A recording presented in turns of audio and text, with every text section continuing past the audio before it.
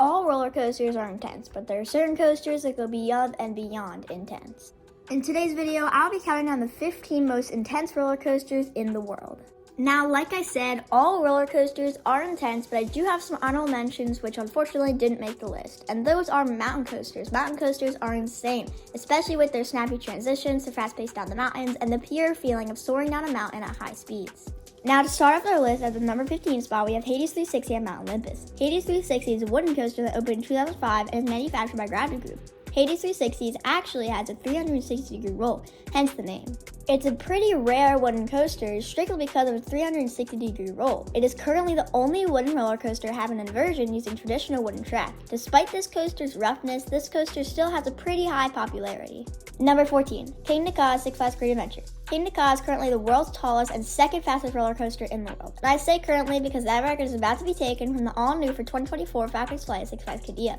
Kinga opened in 2005 as the tallest and fastest roller coaster in the world. Forza Rossa at Ferrari World now holds the record for the fastest roller coaster in the world since 2010. Reaching a top speed of 120 miles an hour and a height of 456 feet, this coaster is definitely an eye-catching attraction. Number 13, El Toro at Six Flags Great Adventure. El Toro is mostly known for its incredible airtime. The most known element of the ride is the rolling thunder hill. This ejector hill is very unexpected, and the back row is again the most airtime. El Toro has a top speed of 70 miles an hour and a top height of 188 feet. You start off the ride with a cable lift, which you don't see on a lot of wooden coasters. This coaster is an Intamin prefab that opened in 2006 as the second tallest and fastest wooden roller coaster in the world. The back row is where you have the most airtime, but no matter where you sit, you're in for a great ride. Number 12, Steel Vengeance at Cedar Point. Everyone knew this coaster was going to be on the list because of its reputation. Steel Vengeance is a hyper coaster that opened in 2018. If you want airtime, then Steel Vengeance is the ride for you. It has the most airtime of any roller coaster in the world, with a whopping 30 seconds of airtime. The duration of this coaster is one of the longest on RMC. With 5,740 feet of track, you're in for a long ride. Many people have this coaster very high on their list, and sometimes even their number one.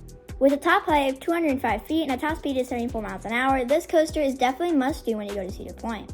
Now, this coaster isn't all about its intensity. This coaster has a very good mix of fun and intense. So if you guys don't like intense coasters, then this is the ride for you.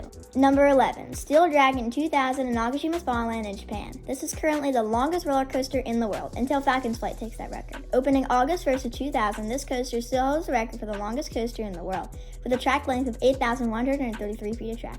This Giga coaster reaches a top height of 318 feet and a top speed of 95 miles an hour. This coaster was manufactured by D.H. Morgan Manufacturing. This coaster's height and speed really adds up to the amount of airtime you're getting, and this coaster has loads of it. Number 10, Iron Guazi at Busch Gardens, Tampa. Iron Guazi opened in 2022 with a top height of 206 feet and a top speed of 76 miles an hour. It is currently the tallest hybrid coaster in North America. Surprisingly, this coaster only has 2 inversions, which is very different from other new RMCs that have 3 or 4. The GeForces and airtime will throw you out of your seat multiple times through its layout. The double down at the end of the ride is one of the craziest elements on a roller coaster. Iron Guazi is known for its insane height, speed, and of course, airtime. There really is a debate on whether this is a King of Coasters or in Steel Vengeance. What do you guys think?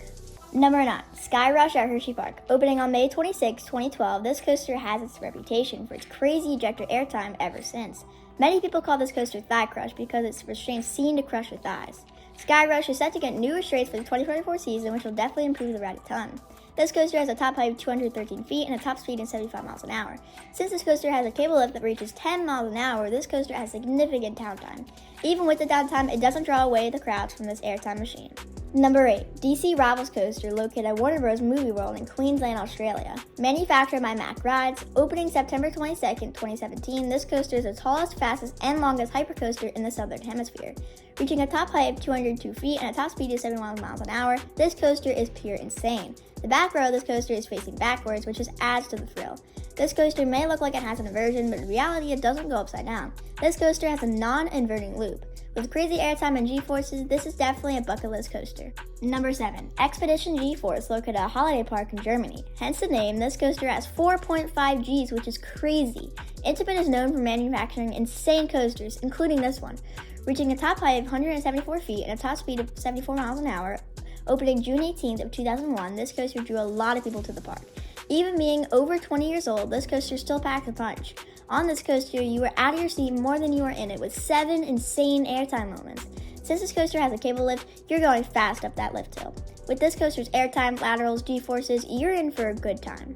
Number 6, Formula Rossa at Ferrari World in Abu Dhabi. Don't underestimate this coaster because of its height. Despite its height of only 170 feet, this coaster is fast. Formula Rossa is currently the fastest roller coaster on Earth, reaching a top speed of 149 miles an hour. That's about 20 miles an hour faster than the second fastest coaster in the world, Kinga. Kinga is a 28-second long ride, so you're going about 128 miles an hour for only 28 seconds, unlike this coaster, which is a minute and 32 seconds long. So you're going almost 150 miles an hour for over 1 minute. If you like speed, then this will definitely be your first stop when you go to Ferrari World.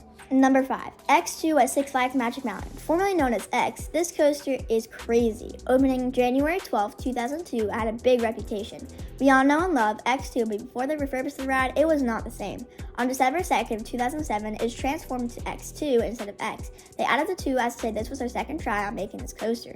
Manufactured by the now bankrupt company Aerodynamics, it was the world's first fourth dimension roller coaster, having a top height of 175 feet but a drop of 200 feet and a top speed of 76 miles an hour. Just imagine jumping from that height and going at that speed all while spinning. Well, that's what Aerodynamics chose to do.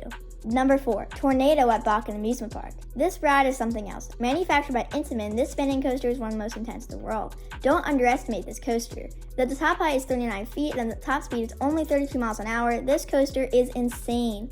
This coaster opened in 2009, so it's only 14 years old, but it is located at the oldest amusement park in the world. Now, it does depend on which mode you want. What I mean by that is you get to choose if you want normal mode, which is what you would expect on any other spinning coaster, or boost mode, which is probably the craziest ride experience ever. Boost mode is basically spinning really, really fast through the layout. If you don't like spinning, then maybe skip this ride for now. Number 3, Takabisha at Fuji-Q Highland in Japan. Opening in 2011 as the steepest roller coaster in the world with a 121-degree drop. Now, TMNT Shellraiser Nickelodeon Universe in New Jersey barely beats it with a 121.5-degree drop. This coaster has a top height of 141 feet and a top speed of 62 miles an hour. With 7 inversions and a powerful launch at the beginning, this ride is insane. Manufactured by Gerstlauer, this coaster has many clones. Take TMNT Shellraiser for an example. That coaster has the same exact layout, just barely beating Takabisha. If you like steep coasters, then this coaster will definitely make your top 10.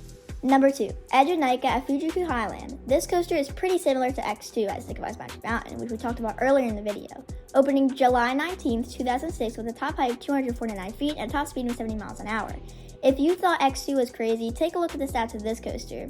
Way taller than X2, a little bit faster, and definitely way more intense. This coaster was manufactured by S&S Aero.